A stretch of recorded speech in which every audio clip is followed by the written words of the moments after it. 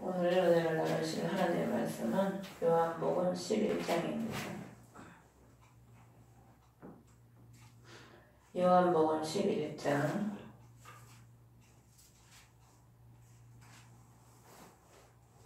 요한복음에는 예수님께서 메시아 되심을 증거하는 7가지 기사가 나와요. 근데 그 중에 이제 이 11장은 마지막으로 죽은 나사로를 살리시는 그 말씀이지요.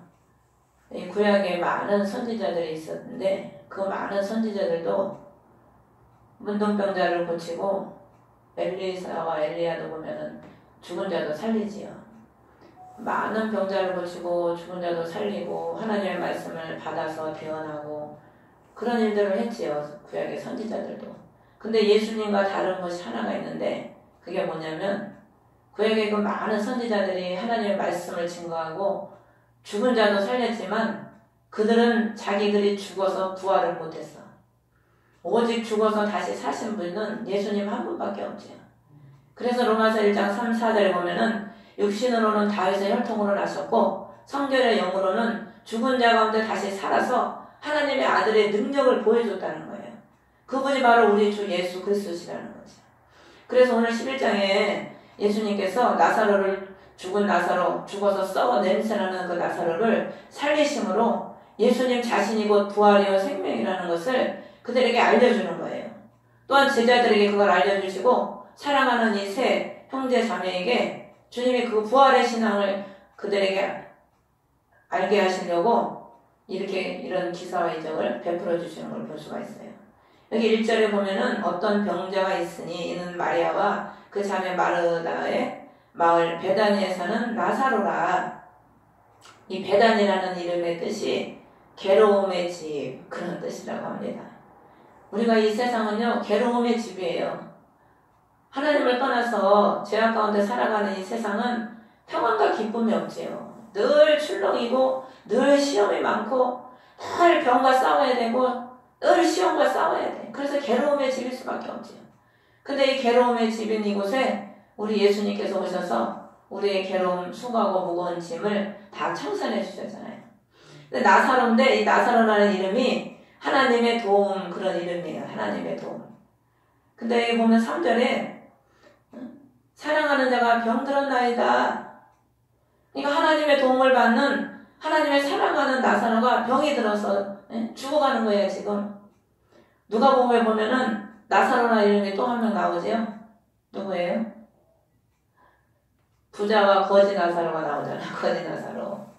그럼 나사로라는 이름이 하나님의 도움인데 하나님이 도와주면은 왜 그 병 들어가지고 몸에는 그냥 피부병이 나가지고 그냥 고름이 터져 나와서 남의 집 대문에서 그 거지 노릇을 하고 그러고 있을까? 이름하고 너무 걸맞지가 않지? 그런데 그는 죽어서 아브라함 품에 안겼다는 거야. 그 부자는 어떻게 보면 육신적으로 보면 그 부자가 하나님의 도움을 받고 거지는 하나님께 버림받은 것 같잖아요. 오늘 나사로도 하나님의 사랑과 하나님의 도움을 받았으면 왜 병들어서 시름시름 앓다가 죽었겠어. 그냥 건강하게 살면서 축복받아가지고 주님의 영광을 막 나타내고 막 자랑하면서 살아야지. 근데 하나님의 그 놀라운 섭리는요 우리가 다 헤아릴 수가 없지요. 근데 2절에 보면은 마리아는 향료를 주께 붓고 머리털로 주의 발을 닦던 자요 병든 나사로는 그의 오라비더라. 이 12장에 보면은 이 옥합을 깨트린 이 나사로의 누이 이 마리아가 나오거든요. 그래서 이 기록한 이유는 신약성경에 보면은 옥합을 깨트리는 여인이 2명이잖아요. 사역 초기에 누가복음에 보면은 죄인인 한 여자가 옥합을 깨트렸고 사역 후기에 예수님의 장사를 위해서 이 마리아가 옥합을 깨트린 거야. 그러면 이 두 여인이 옥합을 주님께 깨트렸는데 사역 초기에 그 죄인이 예수님께 그 옥합을 깨트는 이유는 그 죄인은 그 죄를 어디서도 해결받을 수가 없어. 많은 사람들이 자기를 다 죄인이라고 손가락질하고 그 죄 때문에 다 시달림을 받고 양심의 꺼리낌을 당하면서 평안이 없었던 거죠. 근데 우리를 죄를 다 사하시고 대속하실 그 예수님이 오셨잖아요. 자기한테 왔단 말이야 그 주님이. 그러니까 누가 죄를 사해줘? 사해줄 분이 없는데 그 내 죄를 사해주신 예수님이 오셨기 때문에 그 자기 죄를 사해 주실 그 주님 앞에 그 자기 옥합을 다 깨트리는 거예요. 그래서 우리가요, 예수님을 진정으로 만나고 예수님 앞에 우리가 진정으로 제사함을 그 은혜를 입으면은요, 주님 앞에 자기를 던지고 자기를 버리는 삶을 살 수가 있지요. 예수님이 나를 위해서 진짜 죽어주시고 나의 죄를 대속해 주시는 그분 것을 우리가 예수를 믿음으로 깨닫게 되잖아요. 그걸 깨닫게 됨으로 말미암아 나의 모든 귀한 삶, 나의 모든 귀한 것들을 주님께 아낌없이 드리는 그런 삶을 사는 거지. 그리고 이 마리아는 사회 후기에 옥합을 깨트렸는데 예수님의 장사를 위함이라고 그랬거든요. 많은 사람들이 이 땅에서 태어나고 죽지만 예수님의 죽음처럼 아름다운 죽음은 없거든요. 죄를 대속하기 위해서 죽은 사람은 없습니다. 예수님 한 분이야, 한 분. 그러니까 예수님의 그 죽음은 너무나 아름답고 귀한 거예요. 우리를 위해서 죽으시는 죽음이기 때문에. 그래서 그 장사를 위해서 마리아가 옥합을 깨트렸지요. 그래서 이 세 자매와 이 형제를 주님이 사랑했다 그랬어요. 5절에 보면 본래 마르다와 그 동생과 나사로를 사랑하시더니, 누가복음에 보면은 그 10장에 보면은 이 예수님이 베다니에 들리셨을 때마다 그 마리아의 집에 들리신 거에 나와요. 그래서 그때 마르다는 막 예수님을 대접하려고 열심히 일하고 마리아는 주에 발치에 앉아서 말씀을 듣더라, 그 말씀이 나오거든요. 그러니까 평상시에 이 세 사람이 예수님을 사랑하고 예수님을 말씀을 듣고 예수님을 믿었던 거지요. 메시아로, 구주로. 그런데 사랑하는 자가 병이 든 거야. 근데 하나님은 4절을 보면은 이 병은 죽을 병이 아니라 하나님의 영광을 위하며 하나님의 아들이 이로 말미암아 영광을 받게 하려 함이라 하시더라. 하나님이 우리에게 문제를 주시는 이유는요, 그 문제를 통해서 하나님이 내 구주시고 예수님이 나의 구주심을 우리로 알게 하기 위해서 문제를 주시는 거더라고. 그 문제를 통해서 하나님의 영광을 우리가 깨닫게 하는 거야. 하나님이 진정 우리의 구원자시고 하나님만이 우리의 문제를 해결하시는 분이고 하나님만이 길이요 진리요 생명이신 것을 우리로 알게 하기 위해서 문제를 주시는 거더라니까요. 그래서 우리가 문제를 만났을 때 하나님이 이걸 통해서 또 영광 받으시기 위함이구나, 이게 긍정적으로 생각을 해야지, 문제를 그냥 진짜 문제로 여겨가지고 그 문제에 그냥 쌓여가지고 그냥 근심이 쌓여있으면 문제 때문에 죽는 거지요. 그래서 예수님께서 메시아이심을 나타내므로 말미암아 결과적으로 하나님께 영광을 돌리는 그 일을 위해서 하나님이 이 일을 행하셨다는 거죠. 근데 6절에 보면 나사로가 병들었다는 걸 들으시고 계시던 곳에 이틀을 더 유하시고, 주님은요 우리의 사정을 다 아셔. 그리고 우리의 기도를 다 들으시는 거야. 나사로가 이미 병이 들었다는 것을 주님은 다 아시고 계신 거죠. 그러니까 우리 머리털도 세시는 주님은 우리의 힘든 것, 우리의 아픈 것, 우리가 가난해서 물질 때문에 힘들어하는 것 다 아시고 계신 거야. 근데 주님은 다 아시지만 기다리신다는 거예요. 기다려. 하나님의 영광을 위해서. 우리는 못 기다리잖아요. 주님이 왜 이렇게 빨리 안 해주시나. 그냥 뭐든지 그냥 빨리빨리 그냥 해주시면 좋겠어. 그냥. 특히 한국 사람들은 그냥 식당 가서도 못 기다리잖아. 그냥 시키면 바로 그냥 5분 안에 나와야 돼. 뭐든지 그냥 빨리빨리 그냥 이루어져야지, 안 이루어지면은 그냥 속을 끓이는 거죠.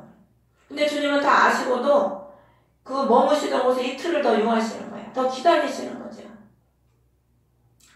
그러면서 이제 이틀이 지난 다음에 유대로 가자 제자들에게 그렇게 말씀하시면서 가려고 가실 때 제자들이 뭐라고 하냐면, 방금도 유대인들이 돌로 치려야 했는데 또 그리로 가시려 하나이까. 이 유대인들이 계시록 2장 9절을 보면은요, 자칭 유대인인데 그건 사단의 회라 그랬어. 사단의 회. 이 유대인들이 보면은 예수님을 안 받아들이고 다 복음을 해방하는 거야. 예수님 때뿐만 아니라 예수님 승천 이후에 스데반도 이 유대인들이 돌로 쳐 죽이고, 바울도 늘 유대인들이 바울을 쫓아다니면서 복음을 해방하고 돌로 치고 죽이려고 막 달려들고. 그러니까 명분만 하나님의 자녀고 그 안에는 하나님의 그 말씀이 없는 거야. 예수 그리스도가 없는 거지요. 오늘날에도요, 우리가요 교회를 다닌다고 하고 하나님은 안다고 하지만은요, 그 안에 예수님께서 진정으로 다스림을 받지 못하고 성령이 그 안에 내주하지 못하면 오히려 하나님을 믿는다고 하는 자들이 성령의 역사를 더 막 부정을 하고 정죄를 하고 그 그건 잘못됐다고 그러고 그래요. 세상 사람들은 그런 말 안 한다니까. 오히려 예수를 믿고 하나님을 안다고 하는 사람들이 성령의 역사를 해방하는 거예요. 그래서 다른 죄는 다 사함을 받아도 성령 해방죄는 사함을 못 받는다는 이유가 뭐냐면 성령님은 우리의 변호사시잖아요. 우리를 위해서 대신 기도해 주시는 분이거든. 그런데 대신 기도해 주시는 그 성령님을 해방하고 잘못됐다고 그러면 누가 대신 위해서 기도를 해주겠어요? 그 사함을 얻지 못하는 거죠. 그래서 우리는 하나님의 성령의 인도를 받고 성령의 역사에 따라 우리가 신앙생활을 해야지 우리 지식과 내 알량한 이 지식으로 신앙생활을 하면은 오히려 성령의 역사를 더 해방하고 방해하고 하나님의 나라를 멸시하는 그런 부류에 속하게 되지요. 그러니까 예수님께서 낮에 12시간이 아니냐 사람이 낮에 다니면 이 세상의 빛을 봄으로 실족하지 아니하고 낮은 빛이 있는 그 시간이 낮이거든요. 세상에 빛이 있을 때는 실족을 하지 않는다는 거예요. 그럼 우리의 참빛은 누구예요? 예수님이시잖아. 예수님이 우리에게 빛을 비춰주시면 실족하지 않고 넘어지지 않는다는 거죠. 그런데 밤에 다니면 빛이 그 사람 안에 없는 거로 실족한다. 그러니까 밤에 다니는 게 문제가 아니고 그 안에 빛이 없는 게 문제인 거야. 빛이 없는 게. 그러니까 우리 안에요. 빛이 없으면은요. 밤에 더 어두운 거지. 지금 시대가요. 갈수록요. 더 흑암의 깊음 위에 가고 있어요. 하나님의 천지창조 때 보면은 흑암이 깊음 위에 있었거든. 근데 하나님의 빛이 있으라 하심에 빛이 있어가지고 그 흑암을 다 물리치셨잖아요. 근데 지금 시대에는 점점 하나님의 말씀이 사라져가고 엘리 시대처럼 이상이 그렇게 사라져가는 시대로 돼가기 때문에 빛이 점점 사라져가는 그런 시대가 돼가고 있는 거예요. 그러니까 성도들의 심령에 빛이 사라지니까 빛이 사라지면 그 빛이 없는 그 심령에 뭐가 오겠어요? 어둠만 임하는 거야, 어둠만. 그러니까 어두우니까 실족을 하는 거죠. 넘어지는 거야. 걸려 넘어지는 겁니다. 실족이라는 게 무엇에 걸려서 넘어진다는 그런 의미거든. 그러니까 빛이 없으니까 분별이 없으니까 딱 걸려 넘어지는 거야. 물질에 걸려 넘어지고 이성에 걸려 넘어지고 유혹에 걸려 넘어지고 사단의 미혹에 걸려서 넘어지고 늘 실족을 하는 거죠. 그래서 오늘날에 얼마나 많은 그리스도인들이 이단에 빠지고 물질에 넘어지고 삼손처럼 이성의 목사님들이 이성에 그냥 눈이 어두워가지고 미혹에 넘어져가지고 큰 교회 대형 교회를 하시는 그 유명한 군 강사님들도 그 정욕에 그냥 걸려 넘어져서 교회가 다 파탄이 나고 가정이 파탄이 나는 경우가 얼마나 많아요. 그래서 우리가 이 시대는 진짜 점점 흑암이 깊은 그런 시대고 깨어서 기도하지 못하고 내가 등불을 밝히고 있지 못하면 마귀의 밥밖에 될 수 없지요. 그래서 늘 우리가 내 안에 빛이 있는지 없는지 그리스도의 빛이 있는지 없는지 그래서 그 10처녀가 5처녀는 그 기름을 가지고 있잖아. 기름. 아무리 등만 있으면 소용이 없어. 기름이 있어야 불을 밝히지 등만 가지고는 불을 밝힐 수가 없거든요. 그래서 우리가 우리 안에 빛이 있는지 늘 내 자신을 돌아보고 빛 가운데 거함으로 실족하는 삶을 살지 않는 그런 신앙생활을 해야 되겠지요. 그래서 예수님이 그러면서 우리 친구 나사로가 잠들었다. 내가 깨우러 가노라. 죽은 것을 잠들었다고 해요. 이 성경에 보면은 구약에도 보면은 하나님을 잘 믿는 사람들은 다 죽을 때 잠들었다 그렇게 표현을 해. 세상 사람들은 죽으면 이제 죽었다고 그러잖아요. 세상 사람들은 숨이 끊어지면. 근데 예수 믿는 사람들은 잠들었다는 거야. 그게 무슨 의미냐면 세상 사람들은 이 땅에 살면서 자기가 하고 싶은 대로 육신의 정욕 따라 암흑의 정욕 따라 편하게 살다가 가잖아요. 편하게 살다가 죽으면 이제 평안 끝, 불행 시작이야. 행복 끝, 불행 시작이죠. 왜? 지옥으로 떨어지니까. 근데 예수 믿는 사람들은 주님의 말씀을 지키기 위해서 고난의 길을 가잖아요. 주님의 말씀을 따라 살기 위해서 십자가를 지고 힘든 삶을 걸어가거든. 그러니까 살을 쓸 때는 힘들어. 근데 딱 숨이 끊어지면은 이 사람이 잠잘 때가 제일 편하잖아. 이 평안, 안식을 말하는 거든, 잠자는 거는. 그러니까 우리는 이제 죽으면 숨이 딱 끊어지면 불행 끝, 행복 시작이야. 세상 사람들하고는 완전히 반대지요. 그러니까 잠들었다고 표현을 하는 거예요. 그래서 우리는 예수님은 그래서 우리 잠든 우리 영혼을 마지막 날에 잠들어져 있는 성도들을 우리 주님이 다시 오실 때 나팔 불 때 그때 다 이 몸이 다시 살아나서 부활의 영광을 누리지요. 그때 다. 그래서 주님이 제자들은 이렇게 말을 하는데 제자들은 예수님의 그 말씀을 깨닫지 못하고 주여 잠들었으면 낫겠나이다 이렇게 말을 하지요.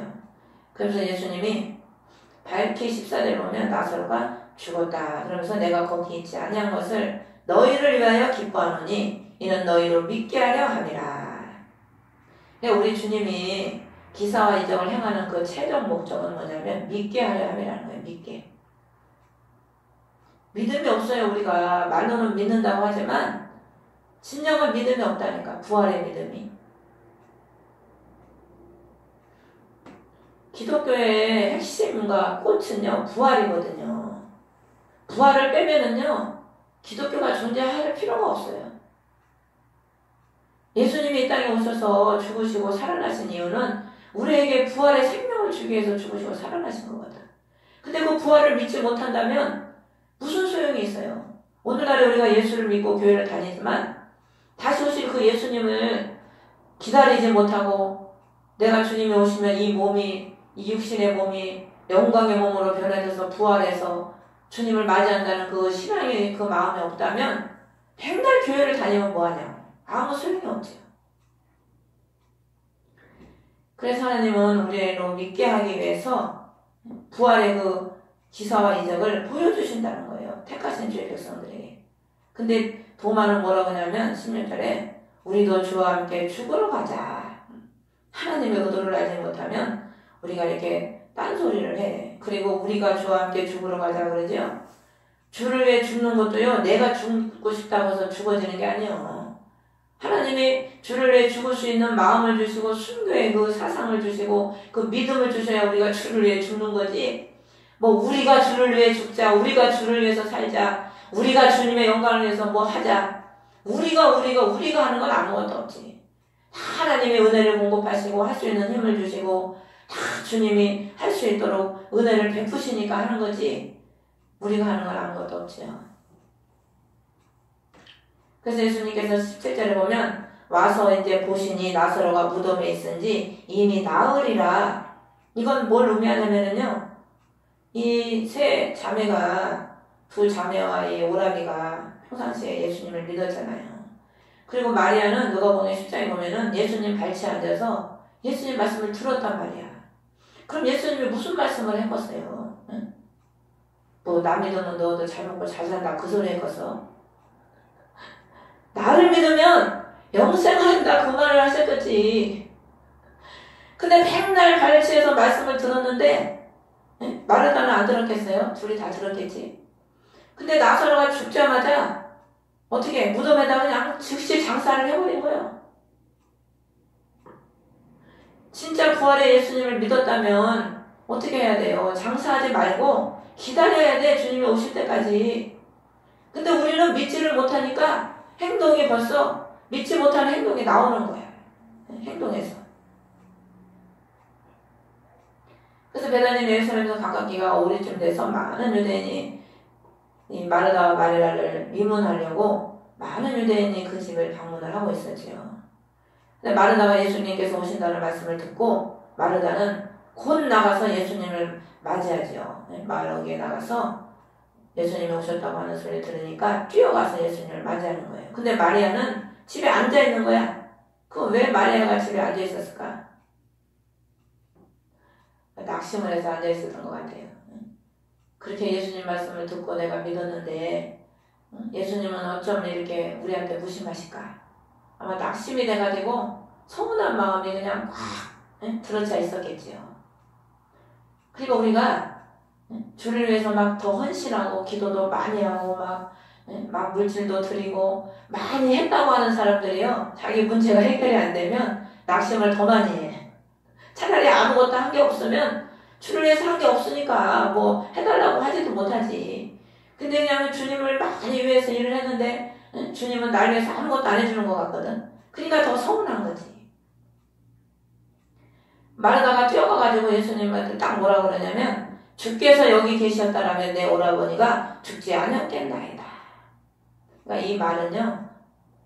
마르다가 예수님을 주라고 입술로는 주님이라고 하고 메시아라고 믿었지만 진정으로 이 말뿐인 신앙, 이 지식의 신앙이었던 거예요. 지식. 머리로만 아는 신앙. 그게 어디에 나오냐면 22절에 보면은요. 나는 이제라도 주께서 무엇이든지 하나님께 구하시는 것을 하나님이 주실 줄을 아나이다.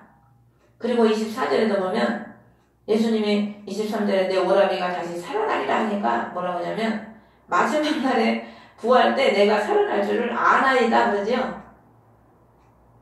안다는 거예요. 알아. 구원은 알아서 구원을 받는 게 아니고 믿어야 구원을 받는 거거든요. 그러니까 사도행전에 보면은 사도 바울이 막 귀신을 내쫓고 병자를 고치고 하니까 어떤 유대인들이 마술을 행하던 유대인들이 바울의 이름으로 귀신을 내주잖아요. 그러니까 그 귀신이 뭐라고 그래요? 내가 예수도 알고 바울도 아는데 니들은 뭐냐? 그러면서 그냥 뛰어들어가지고 막 죽사발을 만들죠. 알기는 다 알아. 오늘날의 성도들이 얼마나 알기는 잘 알아요. 선생님이야 선생님. 오히려 그냥 목사님을 가르치려고 그래요. 어떤 성도님들은. 근데 천국은 알아서 가는 게 아니고 믿어야 간다니까. 그러니까 이 마르다는 예수님을 아는 신앙인 거예요. 아직까지. 그렇게 말씀을 듣고 예수님의 수많은 그 기사와 이적을 귀로 들었음에서도 불구하고 믿는 신앙이 아니고 아는 신앙인 거죠. 오늘날에요 교회를 다니는 수많은 하나님의 백성들이라고 하고 입술로 주여줘야 하지만은요 다 아는 신앙이지 믿는 신앙은 얼마 없어요. 그러니까 예수님이 나는 부활이요 생명이니 나를 믿는 자는 죽어도 살겠고 또 25절에도 보면 살아서 나를 믿는 자는 영원히 죽지 아니하리니 이것을 네가 믿느냐? 믿느냐? 믿음을 지금 주님이 강조하시는 거죠. 믿으라 이거요. 내가 부활이고 내 말이고 생명이고 부활이라는 것을 믿으라는 거죠. 하나님 말씀으로 천지를 창조하셨잖아요. 말씀만 임하면 빛이 물러가고 죽음이 사망이 물러가는 거야. 그러니까 우리가 그 말씀의 신앙, 부활의 신앙이 있어야 되는데 그냥 알기는 머리로는 들은 것 많아갖고 알기는 다 잘 아는데 이 가슴에 부활의 믿음이 없는 거야 우리가.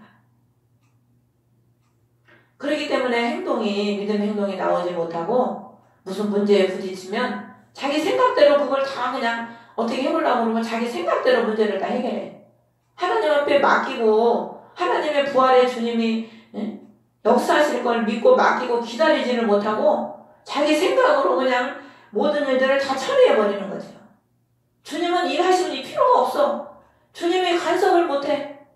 자기들이 너무나 똑똑하고 잘 알아가지고 다 그냥 해버리니까. 이건 이거고 저건 저거고 주님의 명령을 기다리고 따르는 게 아니라 자기들이 다 그냥 결정을 하고 자기들이 다 알아서 일을 처리해버려요.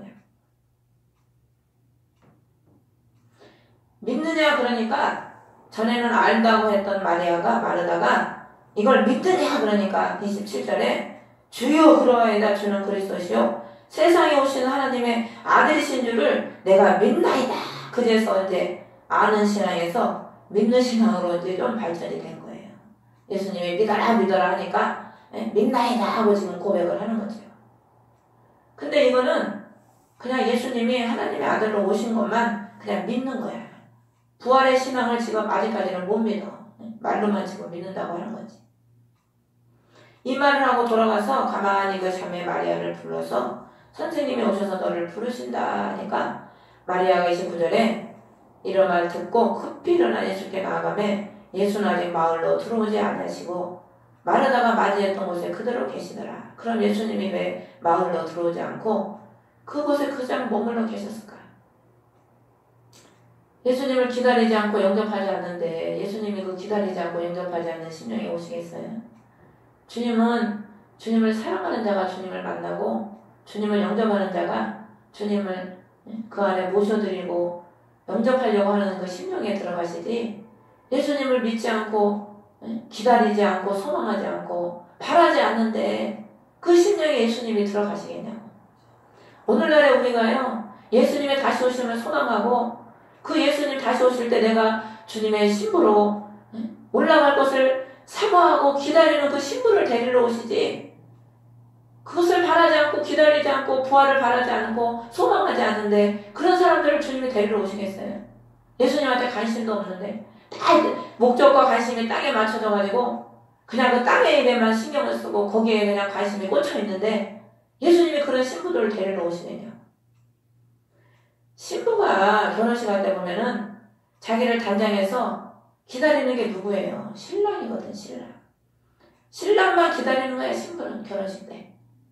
신랑을 위해서 단장하고 신랑을 위해서 그 거룩한 세마포를 그 드레스를 입고 신랑을 맞이하기 위해서 결혼식을 하는 거거든. 그래서 예수님은 영접하는 자 곧 그 이름을 믿는 자들에게 하나님의 자녀되는 권세를 주시고 늘 문을 두드리셔서 그 음성을 듣고 영접하는 자 그 사람 속에 들어가서 주님은 함께 동거동락 하시는 거죠. 먹고 마신다는 그 의미가 뭐냐면 내가 너와 하나 되겠다. 너와 함께 살겠다. 그런 의미거든요. 그래서 마리아가 딱 와서 예수님께 그러죠. 마르다랑 똑같은 말을 하죠. 여기 계셨더라 오라비아 둘째 아니겠나이다. 야 둘이 똑같은 거야 수준이 한마디로. 만약에 둘 중에 하나라도 믿음이 있었다면 장사하지 않고 기다렸겠지. 근데 둘이 믿음의 수준이 똑같아. 그러니까 그냥 둘이서 죽자마자 그냥 장사해버린 거야. 그냥 무덤에 집어넣어버린 거예요. 그리고서 원만만 하는 거죠. 우리가요 가만히 보면은요 우리가 모든 일들을 그르쳐놓고 그 문제를 결과적으로 주님 앞에 탓을 다 돌릴 때가 많아. 잘못은 우리가 해놓고 믿음이 없어갖고 그렇게 행동을 해놓고 결과적으로 주님이 안 도와줬다고 주님을 원망하는 거예요. 그래서 사도전서를 보면 예수께서 그가 우는 것과 또 함께 온 유대인들이 우는 것을 보시고 지금 왜 울겠어요? 그냥 살지 못하고 죽은 거, 주님이 그냥 자기를 도와주시지 않는 것, 이런 모든 게 마음에 합쳐져서 지금 막 슬피 우는 거지. 소망이 없이 그냥 소망이 다 끊어져 버렸어. 그냥 살 소망이. 그러니까 지금 부활의 주님이 옆에 계신데 지금 살려주실 그 능력의 하나님이 옆에 계신데 그걸 믿지를 못하니까 그냥 울고 있는 거야. 그러니까 주님이 그걸 보시고 비통히 여기신대. 비통히 여겨. 막 끓어오르는 그 분노를 막 삭히는 그런 상태를 말씀하시는 거거든요. 얼마나 답답하시겠어 주님 보실 때. 내가 너희를 살려줄 장본인인데 내가 네 옆에 너를 도와주려고 여기 있는데 어떻게 너는 나를 믿지 못하고 그렇게 슬퍼하며 낙심하고 절망 가운데 있느냐. 우리가 믿음이 없으면 예수를 믿어도 주님은 늘 우리와 함께 하시잖아요. 늘 우리 곁에 계시거든요. 사도행전을 보면은 사도 바울이 그 복음을 전할 때마다 그 수많은 핍박 속에서 얼마나 많은 절망이 있었겠어요. 그도 사람인데. 그런데 그럴 때마다 주님이 바울 곁에 서서 말씀하시되 담대해라. 내가 너와 함께한다. 또 바울 곁에 서가지고 로마로 갈 때도 바울 곁에 서서 주님이 담대해라. 너가 로마에서도 복음을 증거해야 된다. 늘 곁에 서서 그 말씀을 하시는 거예요. 그러니까 우리 주님은 늘 우리 곁에서 우리를 도와주시려고 그 능력의 오른손으로 붙잡아 주시려고 늘 함께 하시는데 우리는 육신의 눈만 떴지 영의 눈이 감겨가지고 그 주님을 보지를 못하는 거예요. 그러니까 그냥 염려하고 근심하고 막 절망하고 그러고 있는 거죠. 근데 주님은요 비통이만 여기시면은 우리한테 책망만 하시겠지요. 근데 여기 보면 비통이 여기시고 불쌍히 여기사. 하나님의 사랑이셔. 비통이만 여기셨다면 어떻게 너는 그렇게 믿음이 없냐. 응? 나를 그렇게 못 믿냐. 그리고 아마 책망만 하실 텐데 불쌍히 여기시니까 그 믿음 없는 우리를 불쌍히 여기시는 거야.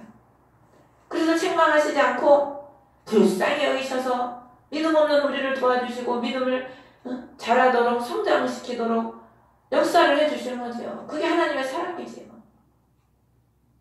그래서 하나님이 우리를 지금까지 불쌍히 여기셨기 때문에 저 여러분이 여기 자리에 있는 거 아닙니까? 주님이 우리의 믿음 없는 걸 보고 비통이만 여기셨다면 지금 이 자리에 있을 수가 없지요. 근데 주님이 참 불쌍히 여기시고 참 긍휼히 여겨주셔서 믿음 없이 우리가 우리 멋대로 살던 양은 늘 제각길로 갔거늘 내 길로 내 생각대로 가는 우리를 주님이 또 막대기로 그냥 탁탁 쳐가지고 돌아와 가지고 또 그딴 길로 가려고 그러면 파는 길로 가게 하시고 연약한 믿음을 또 굳세게 붙잡아 주시고 그냥 하나님이 얼마나 때에 따라 시에 따라 하나님 우리를 인도하셔요. 하나님의 사랑과 은혜지요.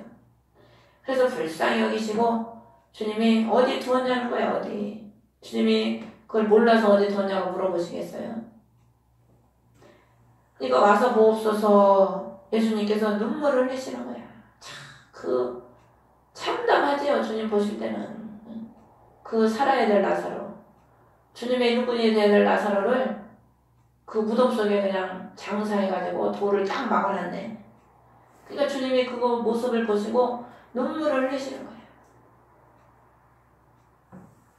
예수님의 눈물은 참 믿음이 없는 우리를 보시고 눈물을 흘리시고 지옥 갈고 영혼들을 보시고 그 안타까워서 흘리는 눈물, 그 눈물이시죠. 그래서 유대인들이 얼마나 사랑했는지 보라 그러면서 맹인의 눈을 뜨게 한 이 사람이 그 사람은 죽지 않게 할 수 없었느냐. 죽지 않게 할 수 얼마든지 있죠. 주님이 왜 못하시겠어. 근데 하나님이 죽게 하는 것도 하나님의 뜻이라는 거야. 그러니까 우리가요 범사에 감사라는 이유가 뭐냐면 현재 내가 어렵고 힘들고 병이 들고 가난해도 하나님이 얼마든지 우리를 고칠 수 있고 물질을 얼마든지 줄 수 있어. 근데 그렇게 안 하시는 것도 하나님의 뜻이 있다는 거죠.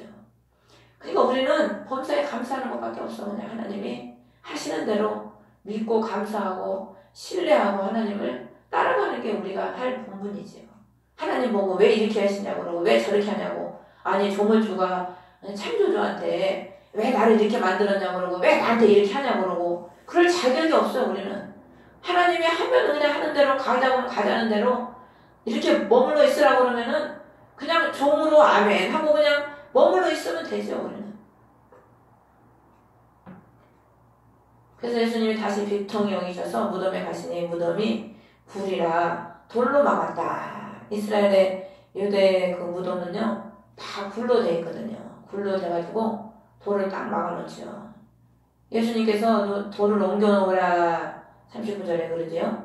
그러니까 그 누이 마르다가 뭐라고 하냐면 죽은 지가 나흘이 돼가지고 벌써 냄새가 나나이다. 사흘이 됐다는 거야. 사흘. 이 믿음이 없으면은요 주님이 뭐라고 명령을 하면은 말이 많어. 믿음이 없는 사람의 특징이지. 믿음이 있는 사람은 불가능한 일을 주님이 시켜도요 그냥 아멘 해요. 교회에서도 믿음의 사람들은 목사님이 뭐 좀 하자 그러면은 자기가 할 수 없는 형편임에도 불구하고 그냥 아멘하고 순종을 해. 근데 믿음이 없는 사람들은 아이 목사님 뭐 우리 형편이 이런데 되겠어요. 예? 목사님 생각을 해보세요. 계산을 해보세요. 막 빌리처럼 계산을 해보래. 아니 하나님의 일을 계산해서 하나? 믿음으로 하는 거지. 그러니까 이 말이 많은 사람들은요 말로 뭘 다 하려고 그래. 믿음의 사람은요 말이 점점 줄어요. 말이 필요 없어. 하나님이 하시면 하는 거고 하나님이 막으시면 마는 거지 우리가 인간이 떠들고 뭐 말을 한다고 해서 되는 게 아니거든. 그러니까 아까 부활의 주님을 믿는다고 그랬잖아. 믿는다고 고백했잖아요. 그냥 믿지 못하는 거야. 아직까지 말로만 믿는 거지. 주여 내가 아나이다. 주여 믿습니다. 그래놓고 주님이 돌을 옮기라니까 또 못 믿고 이래저래 막 핑계를 대는 거죠. 우리가요 하나님의 역사를 보려면요 돌은 우리가 옮겨야 돼. 예수님이 돌도 그냥 다 옮기시고 그냥 돌아 물러가라 그리고 그냥 하시지 왜 돌을 마르다에게 옮겨놓으라고 그랬을까? 우리가 하나님의 기사와 이적을 보려면은 내 아직 고집을 먼저 깨야 돼. 그 하나님의 말씀을 가로막는 그 역사를 가로막는 그런 돌 같은 앞에 장애물을 내 스스로 깨야 된다니까. 그거를 내가 깨지 않으면은요 주님은 역사를 못해요. 그래서 하나님이 그걸 안 깨니까 우리가 고집들이 세가지고 자기 생각이 강하고 고집들이 강하니까 어느 날에 우리들이 주님이 자꾸 눌러대는 거야. 너 그거 깨야 된다. 너 그거 버려야 된다. 너 그거 옮겨놔야 된다. 그러니까 예수님께서 내 말을 내가 믿으면 또 믿으라고 그러지요. 하나님의 영광을 보리라 하지 않았냐. 이 말씀을 하시니까 그 말씀에 순종해서 돌을 옮겨놓지요. 그러니까 우리 신앙이요. 처음에는 아는 신앙에서 그 다음에 믿는 신앙에서 순종의 신앙이 돼야 됩니다. 대부분의 사람들이요, 아는 신앙에 머물러 있어요. 어린아이 신앙이지요. 믿는 신앙까지도 못 간 사람이 수두룩해요. 근데 믿는 신앙은요, 그 삶에서 순종이 나와요. 그럼 뭐에 대한 순종이냐면 예수님에 대한 말씀의 순종이지요. 지금 형편에서는 불가능하지만 주님의 명령이시고 주님의 말씀이시라면 불가능한 그 형편에서 순종하는 그 믿음, 그게 참 믿음이지요. 주님이 원하시는 그 믿음. 그러니까 아는 믿음도 필요 없어. 말로만 믿는다고 하는 믿음도 다 필요 없는 거예요. 진짜 믿는다면 순종하는 믿음이 진정한 믿음이죠. 그래서 돌을 옮겨놓으니까 예수님이 하늘을 우러러보시고 아버지여 내 말을 들으시는 것을 감사하나이다. 항상 내 말을 들으시는 줄을 내가 알았나이다. 그러니까 예수님은 하나님께서, 아버지께서 우리의 기도를 들으시고 그 기도를 이루어 주신다는 분인 것을 알고 믿으시는 거예요. 알고 믿으시는 거. 우리는 기도를 하면은 하나님이 들으신다는 거, 하나님이 이루어 주신다는 것, 그것을 잊어버릴 때가 많잖아요. 기도를 해도 그냥 기도만 하지, 실컷 떠들기만 하지, 하나님이 이걸 들으시고 지금 들으시고 이루신다는 그 믿음은 별로 없어. 막 혼자서 떠들기만 하지. 그러면서 이 말을 하는 이유는 둘러선 무리를 위함이라는 거예요. 둘러선 무리. 그 지금 예수님을 바라보고 있는 수많은 그 무리들에게 예수님께서 하나님의 아들이심을 나타내게 하기 위해서 이 말을 하신다는 거예요.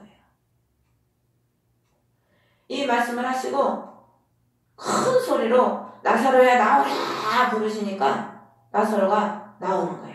죽은 자가 살아서 나오는 거죠. 큰 소리로 주님이 부르시죠. 우리 하나님의 역사는요, 큰 역사예요. 어느 작은 그런 역사가 아니라고. 그래서 계시록에 보면은 하나님의 그 심판의 명령이 천사를 통해서 떨어질 때 큰 소리로 말씀을 하시죠. 큰 역사가 지금 기다리고 있다니까. 우리 미래에. 그 미래가 이제 우리 코앞에 닥쳤지요. 하나님의 그 큰 구원의 역사, 그 큰 심판의 역사가 이제 우리 눈앞에 다가오고 있어요. 그 날이. 그래서 부활의 신앙이 되어야 됩니다. 부활의 신앙. 예수님이 이 나사로와 이 두 자매에게 이 체험을 주신 이유는요, 사랑했다고 그랬잖아요. 2절에 3절인가. 그들을 사랑했다고 그랬거든. 3절에. 하나님은 자기를 사랑하는 그 백성들이요, 부활의 신앙에 이르기를 원하셔.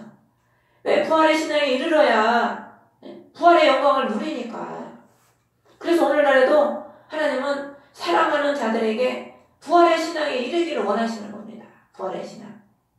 다시 오실 예수님을 사모하고 기다리고 그날에 주님 오시면은 그의 썩을 이 몸이 썩지 않을 영광의 몸으로 변화돼서 영원한 영광을 누리는 그 부활의 신앙을 매일매일 그 신앙 속에서 살아가기를 주님은 원하시는 거예요. 우리에게 진정한 영생을 주시기 위해서.